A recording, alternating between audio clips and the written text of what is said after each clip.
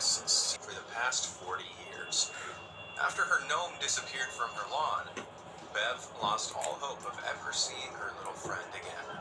But on July 25th the following year, Bev woke up to find that lawn and order had been restored, as her soccer-playing gnome had magically reappeared in a bag tied to her front gate.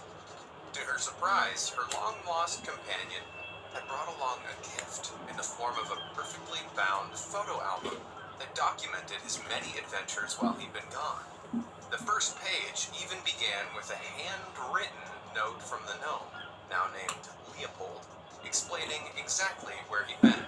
The rest of the album showed the little nomad posing for plenty of vacation selfies, including a snap in front of the Grand Canyon. He even found time for a few margaritas on the sunny beaches of Mexico.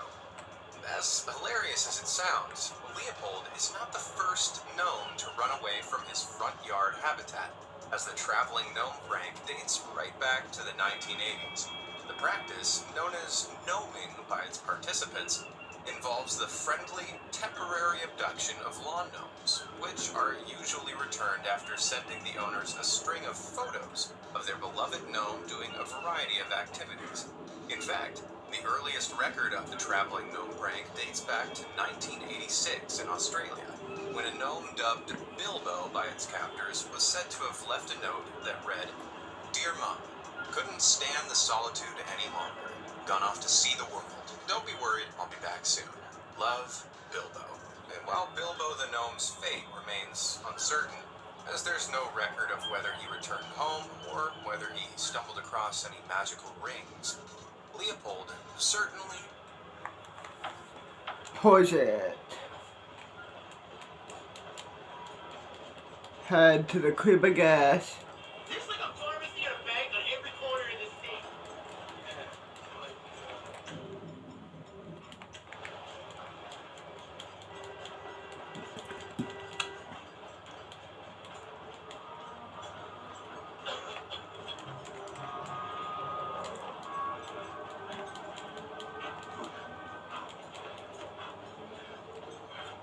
My family came home today.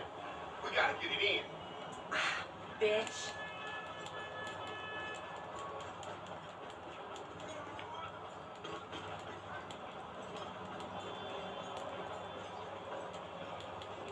Huh.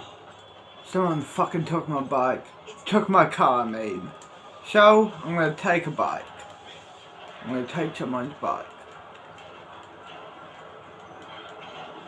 Move! Come on, move.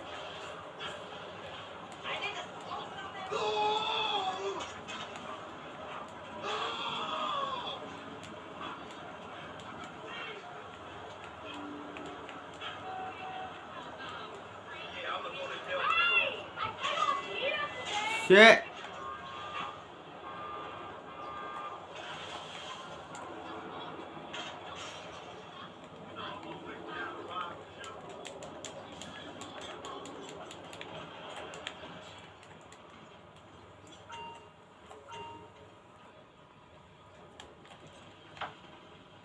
Five in the morning. Let's head to school, I guess.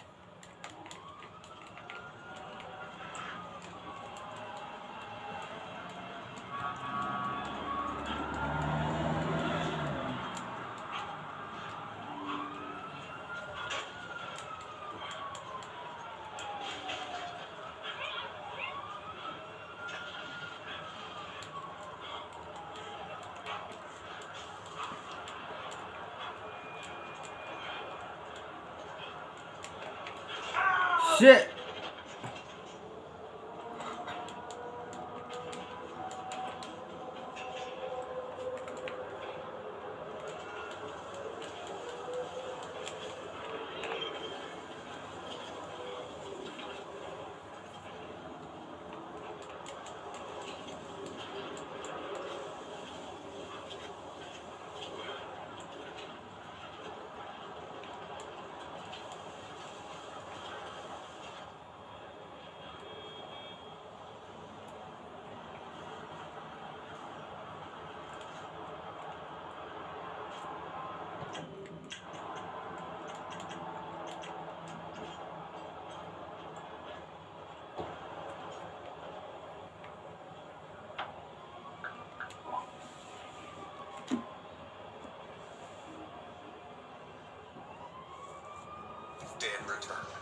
Unlike some of her predecessors, Bev was delighted by her garden friend's adventure and thought the whole thing was pretty sweet, commending the hard work that went into making the photo album.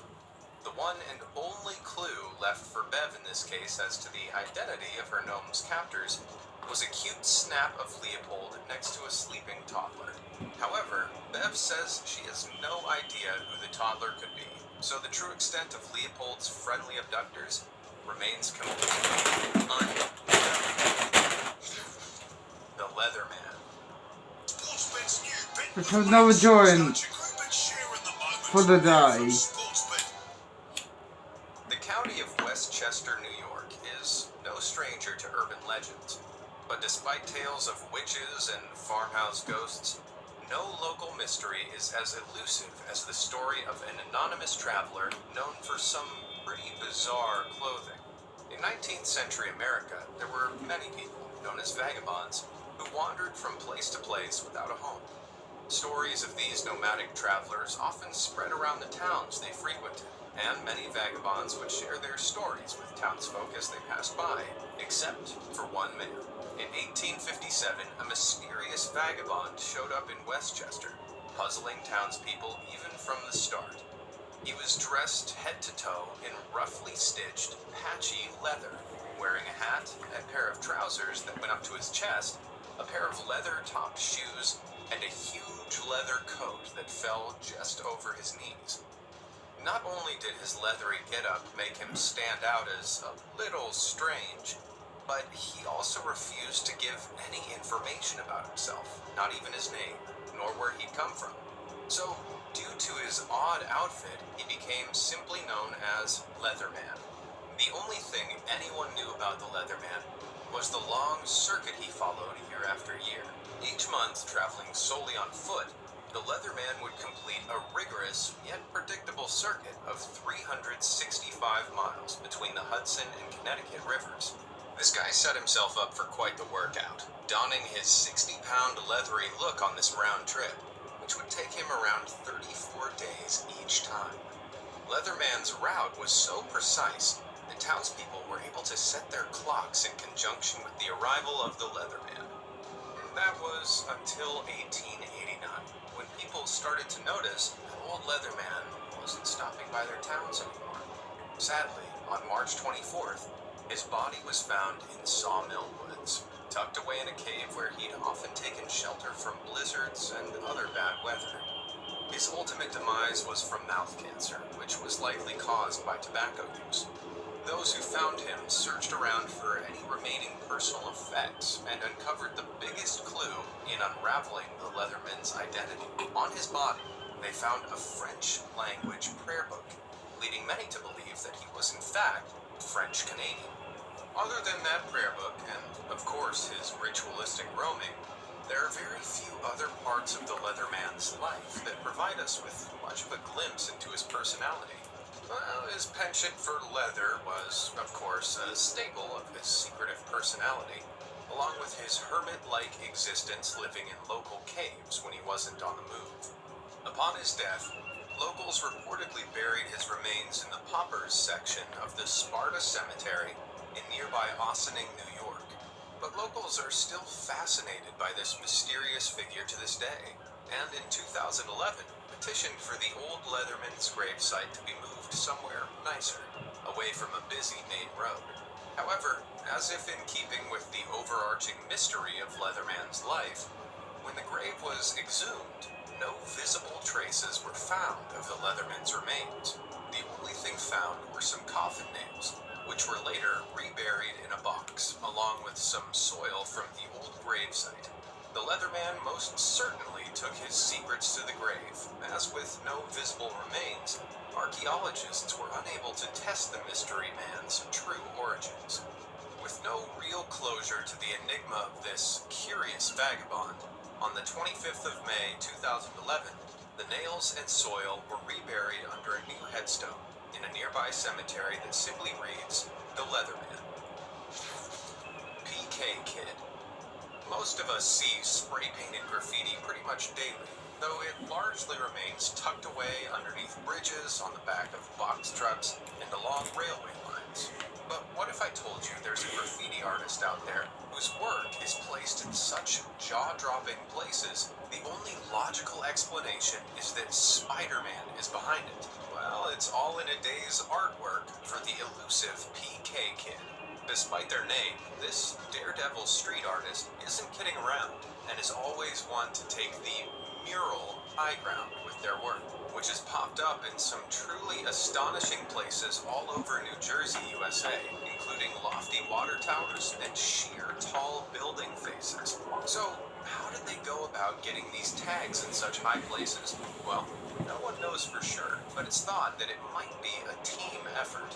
Some locals believe that PK and Kid are two separate street artists who share a love for just about the highest art you can get.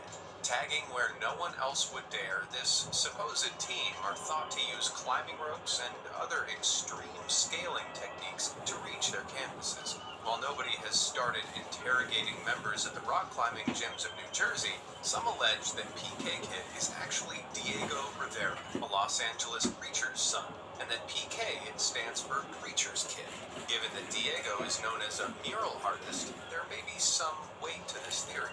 But unfortunately for us, the illegal nature of graffiti like this means artists usually keep their identity under wraps. To date, that's certainly proven true for the mysterious daredevil behind the PK Kid tags.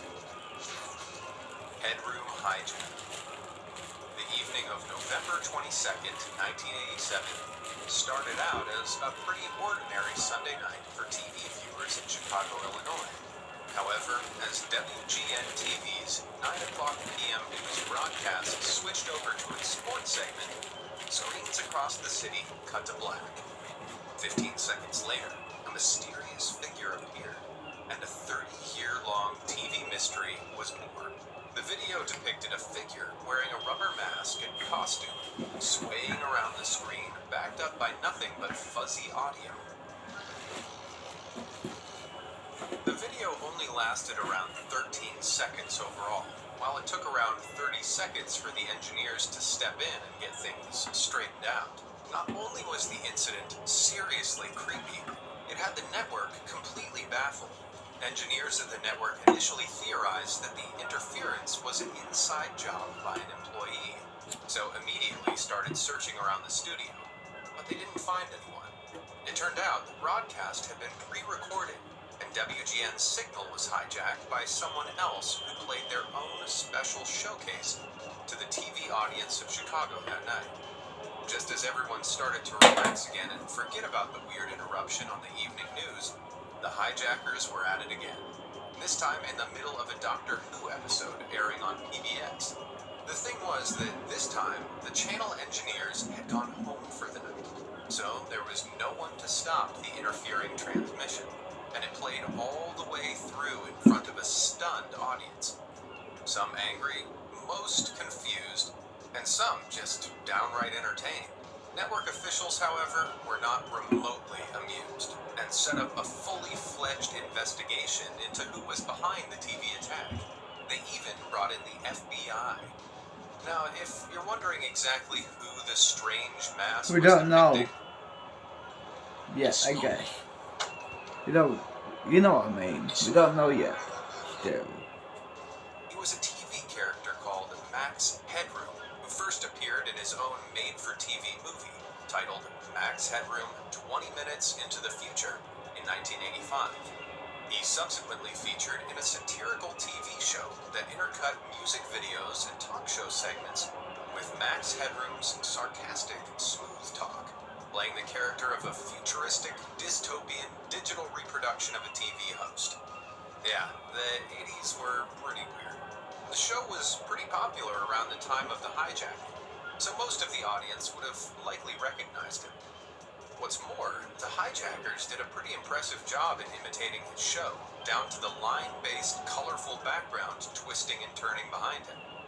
To this day, the perpetrator still hasn't been caught, and thousands of theories have been put forward.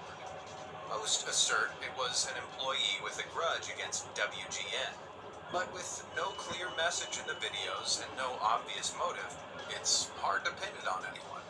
In the words of Max, And yes, it takes all sorts to make a world. And the world is full of strange things. The Potato Phantom. It's not often you hear ghost stories about potatoes. Potatoes. Boil them, mash them, stick them in a stew. But that starchy nightmare became a reality for residents of Jackson, Mississippi, back in 2019. On Tuesday, the 9th of April, 2019, as one local woman was getting ready to leave for work in the Bellhaven neighborhood, she noticed a styrofoam bowl filled with a mysterious substance placed on the hood of her car. On closer inspection, she found that the contents of the bowl were, of all things, a mound of mashed potatoes. After posting about her potato problem on Facebook, other residents took to the comments to hash out their own mishaps with the mash. One resident said he almost put his foot in it when a bowl of the stuff was left on his porch. It turned out that bowls of mash had turned up overnight just about everywhere, on people's cars, front porches, and mailboxes. Now, there may not be anything especially supernatural about these spuds, but locals began referring to whoever was responsible as the Potato Phantom all the same. Some worried that the potatoes might be poisoned, but obeying the 3-second rule, no one was feeling brave enough for a taste test. Many residents were happy to believe that the spud stunt was just a harmless prank and leave it at that. But others began peeling away at potential leads and uncovered a significant clue that looked like it might help solve the mystery. One resident pointed out that many of the victims of this potato prank were staff and alumni of a local university. Maybe the victims had wronged someone by taking the last scoop of mashed potatoes in the college cafeteria. And perhaps someone had applied for the college farming course only to be turned away and wanted to take their jealousy out on the would-be classmates and professors in a suitably ironic manner. To this date, there's no definitive answer. The perpetrators are still managing to keep their identity under wraps. So, for now, it looks like it's game, set, and match for this potato prankster. Are there any unsolved mysteries in your town? Let me know down in the comments below. Thanks for watching. What else should I fucking watch?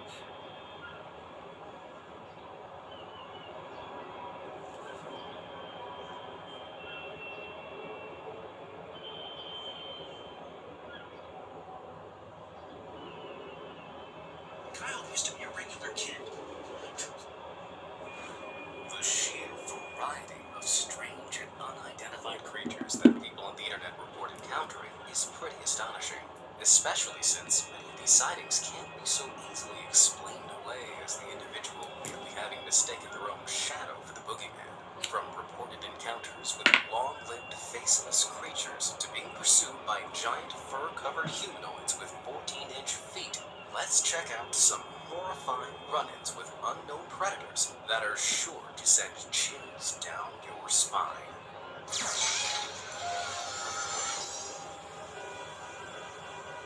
The long-armed thing.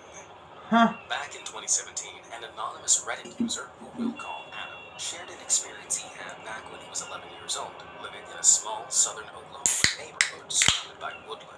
One summer's day in the 90s, a friend from Adam's class came over with his 8-year-old brother. The boys spent the day having fun exploring the woods, but as they returned in the afternoon down a quiet, overgrown trail, a distinct feeling crept over them. They were being watched, and If that was me, I would pull up my fucking gun and, start shooting. Fuck, like to show it who's boss. I have a gun, will they? Even though they are creatures, they can still be killed.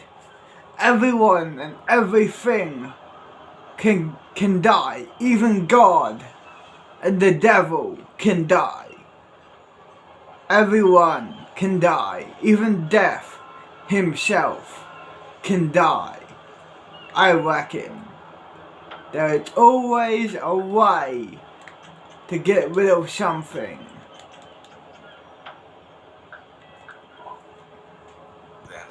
spotted it. A figure standing around 100 feet into the trees, facing them. I'll fucking shoot at it, bitch. With my AP Glock or my Uzi or my AK. I'll fucking rock, pa pa pa. It stood around 7 feet tall with white powdery skin, long dangling arms, and, most unnerving of all, no distinguishable facial features. It certainly didn't look human, nor like any animal Adam had ever seen. Pussy. The boys immediately sprinted out into an adjoining field. Pussy. With them within the adjacent tree line. Fucking pussy dog. Through the foliage, as if its feet barely touched the ground. It was only when they crossed into another field near Adam's neighborhood that the figure suddenly vanished. But their problems were Pussy. in their haste. The boys had become separated from Adam's friend's 8-year-old brother, meaning they'd need to turn back. Luckily, just as they reached the gate leading to the previous field, the teary-eyed 8-year-old barreled down the path. Pussy. The boy refused to talk for hours, and when he did, their blood ran cold. He revealed that while they were running, he stumbled and fell. When he looked up, he saw the creature standing nearby, watching him, utterly motionless. Even when the boy got up and raced off, to this day, the boys haven't been able to come up with a rational explanation for what they saw, nor why it cut its pursuit short without harming them. Unless Oklahoma has a very fast, very pale giraffe population I don't know about, it seems the true identity of this seemingly curious yet creepy creature will remain a mystery. Can you identify this unknown predator? Let me know in the comments.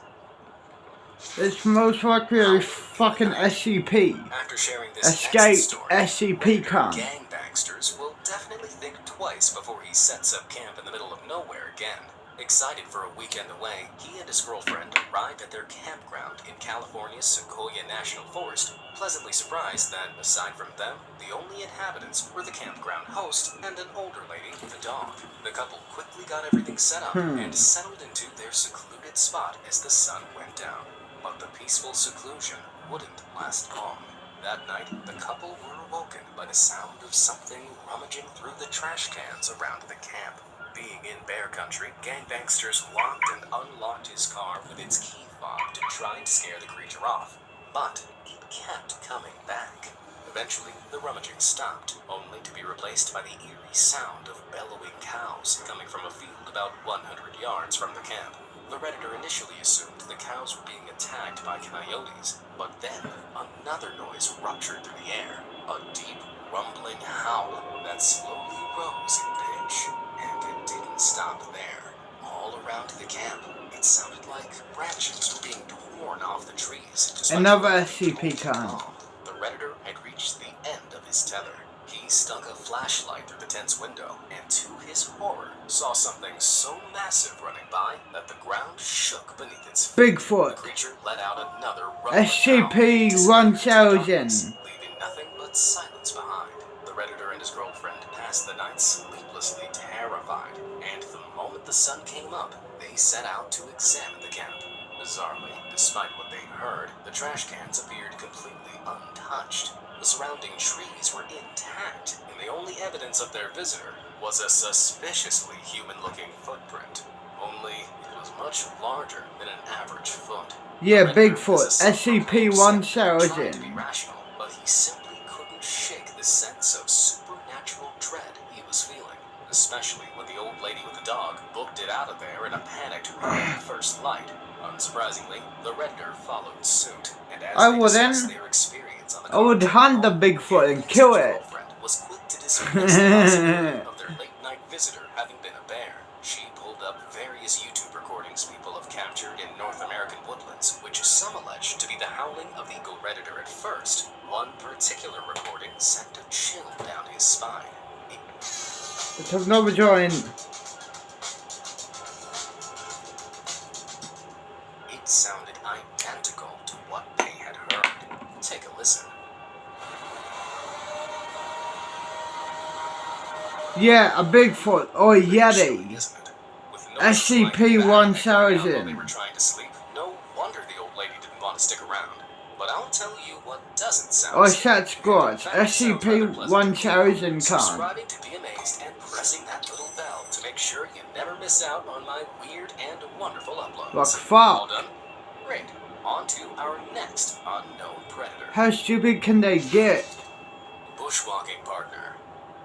In 2012, Redditor Banana Bread was enjoying a solo bushwalk in Australia's Blue Mountains when she decided to make camp for the night about 330 feet from the footpath, completely out of sight. Just as Banana Bread started to drift to sleep, she was startled by the sound of feet sprinting past her through the bush. But because the steps sounded too light and fast to be a person, especially considering how thick the undergrowth was, she chalked it up to stuff falling naturally from the trees. Let's have a walk. The next morning, Banana Bread packed her things. Will they show the creature? She passed some people heading the other way, but soon found herself completely alone again. The only sounds were those of the birds in the trees and her own feet on the path. But then, suddenly, another sound emerged. A twig snapping somewhere behind her. The Redditor spun around, and what she saw nearly stopped her heart. There, in the shadows between the shrubbery, lurked a long-limbed creature, almost 9 feet in height, with dark gray skin, huge black eyes, and an abnormally large head.